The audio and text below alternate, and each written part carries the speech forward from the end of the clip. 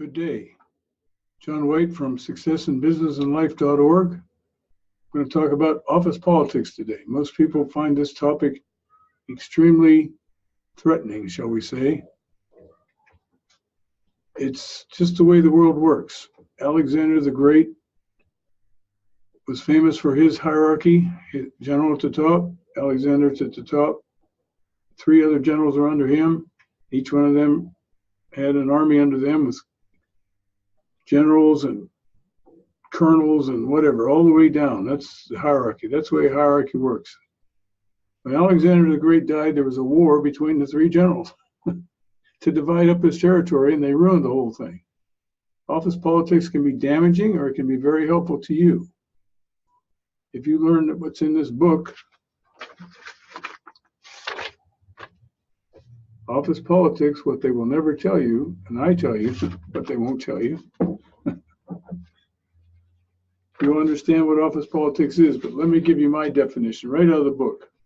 I made this up, okay? It's in the preface. Office politics, characterized by shrewdness in managing, contriving, or dealing. Oh yeah.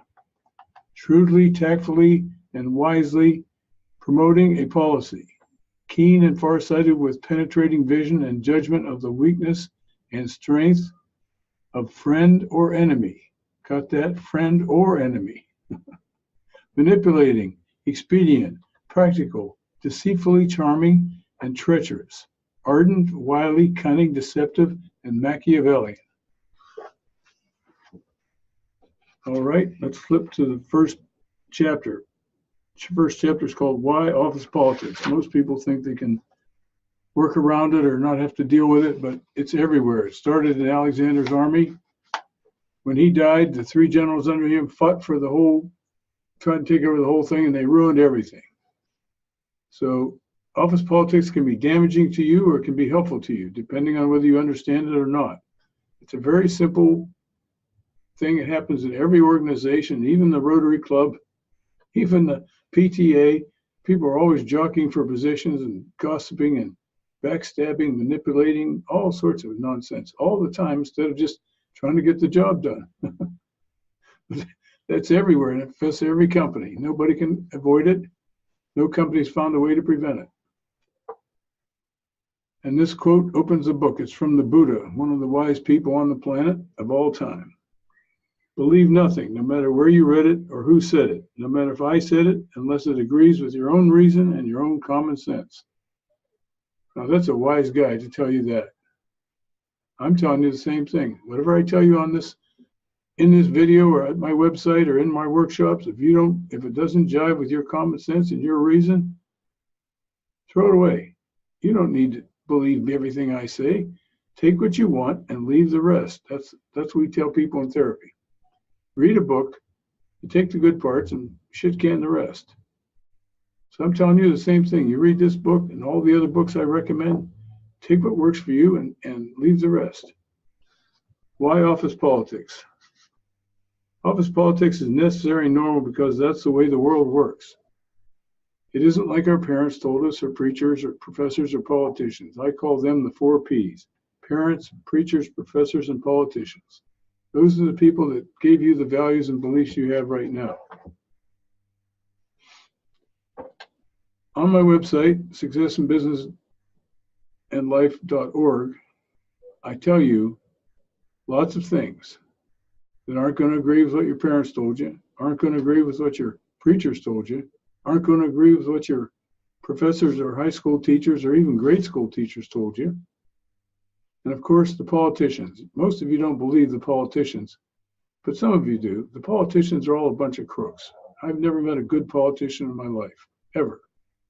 They're all out on the make about something, and they're all trying to do for themselves. They're really not trying to help the people. That's all nonsense.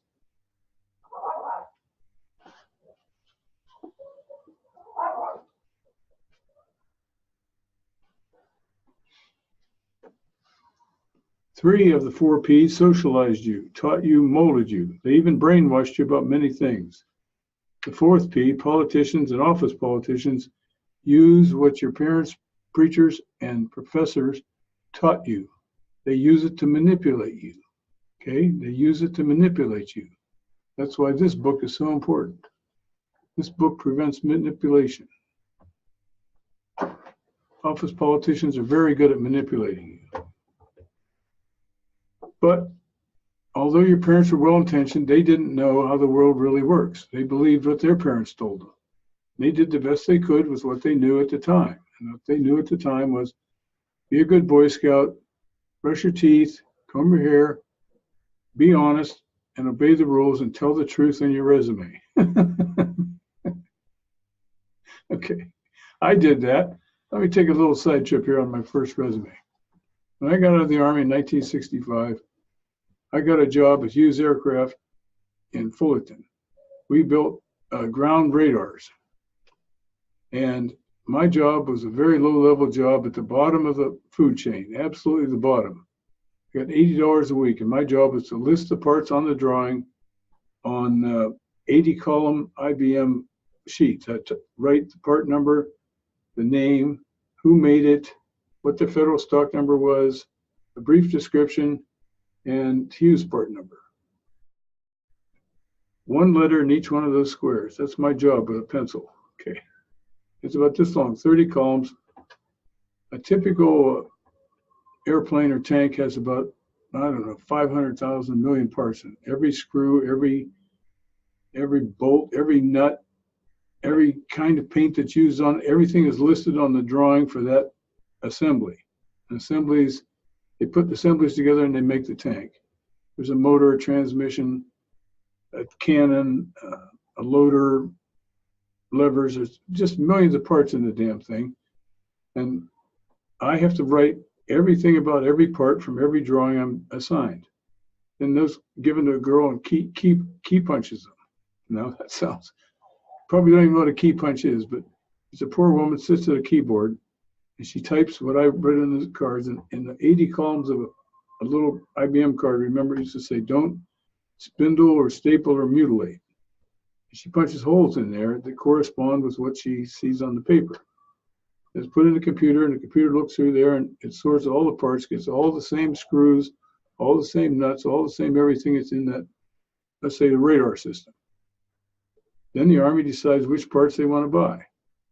And the things that burn out a lot, light bulbs, fuses, hinges, stuff like that wears out and breaks, they order. But they don't buy the cabinet it's in and so on and so forth. But it was really a horrible job. And I was gutting it out, and it was better than being in the Army. And it was better than trimming Christmas trees, working on a strip mine, oiling heavy equipment. I worked as an undertaker's assistant and a bomber's assistant for a summer. Oh, God. Then I was a bartender in college. I didn't want any of those jobs back, so I was happy to have this job. I was inside. I sat at a desk. And it was better than any job I'd had, and I didn't like it. I hated it. It was boring as could be. Mind-numbing would be even better. But I was going to stay there no matter what. So 2 months into the job, this guy calls me in his office, the man who hired me. His name was Marty Kish. He was about 35, and I was 25. So he was 10 years older than me, and he'd been in aerospace all his life. He was the manager of some of us parts listers out on the floor. And he said, close the door. I've never been in anybody's office before in my life. So I closed the door and I sit down. He says, this is off the record. I said, okay. He said, you were hired in 2 pay grades below where you should be because you told the truth in your resume. And I said, what? He said, because you told the truth in your resume, you were hired in 2 pay grades lower than you should have been.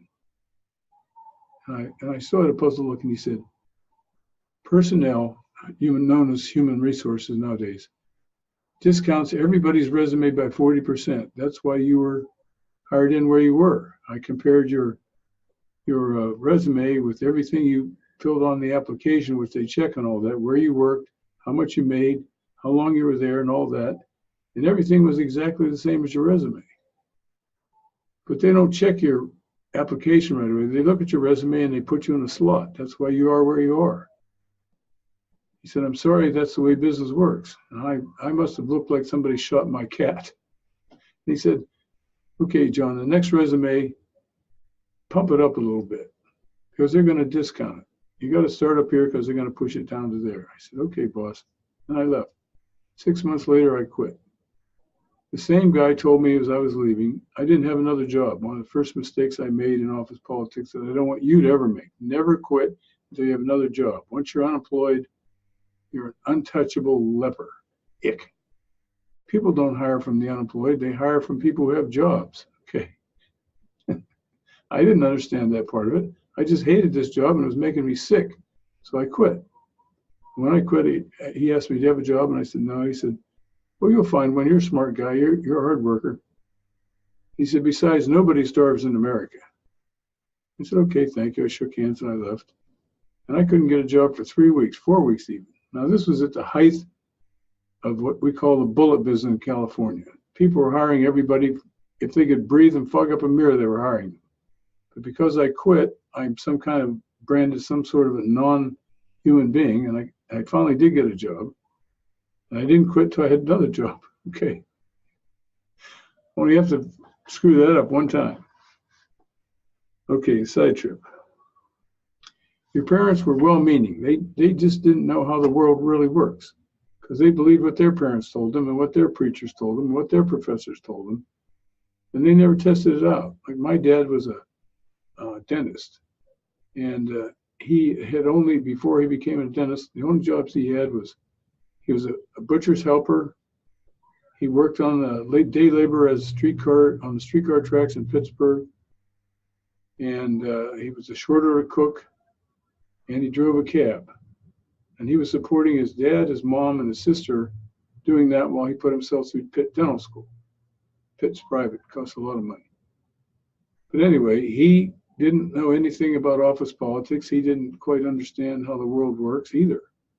He got through dental school, he got out, but what he learned by doing all those jobs was when he was a cab driver, he asked the bankers and the businessmen who were dressed nice why they dressed this way or that way, because he knew someday he's going to have to look like them. And they would explain the shirts and the ties and the suits and what the fabric was, et cetera, et cetera.